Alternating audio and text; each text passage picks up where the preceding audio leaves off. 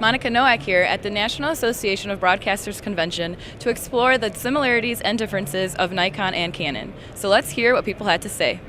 I like Nikon because of the locker program that they provided for our school. It was really beneficial. They gave us about 20 cameras, and we wouldn't have had those cameras without Nikon. I like Canon because their pictures overall just look better and their white balance gives more true colors.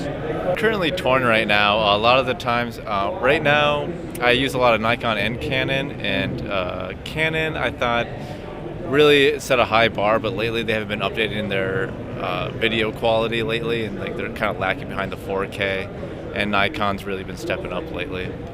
So, what's better, Nikon or Canon?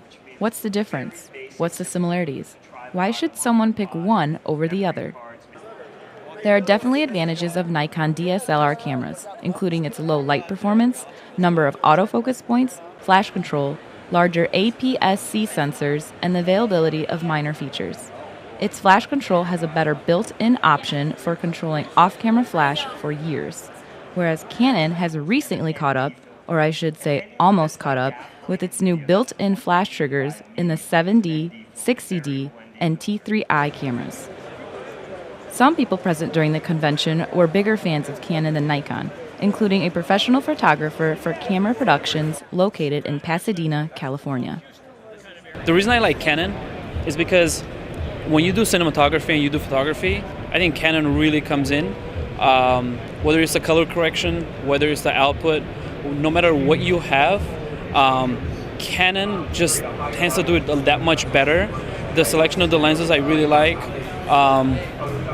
I know before I kind of got into Canon or Nikon or the whole cinematography thing, I remember I did my research, and well, at least in Los Angeles, about 95% of the videographers were doing all Canon. So I think that was just one of the things. Canon is a much larger company than Nikon. It creates printers, cameras, video equipment, binoculars, calculators, and much more. Nikon is a smaller company which focuses almost exclusively on cameras.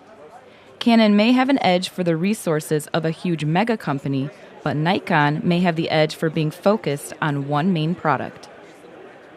Experts from Nikon believe their cameras are user-friendlier than Canon and have cameras specifically designed for professionals and for anyone who wants to get their hands on a camera. We have our D4S, which is a 16 megapixel camera. That's the one I'm holding right now. It's a camera really designed for photojournalists, sports photographers, because it can shoot at up to 11 frames per second.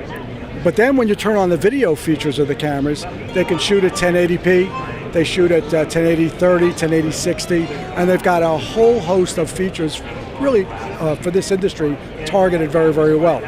Very, very sophisticated users who have incredible uses to people who use our brand for vacation, snapshot, travel shooting as well.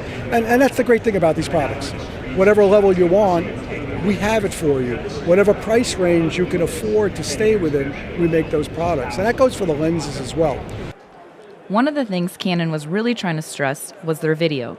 Canon, for the most part, has beat Nikon in terms of video performance. Nikon is starting to catch up with its 1080p video and a basic autofocus system in its most recent releases. But the camera still lags far behind Canon in this aspect.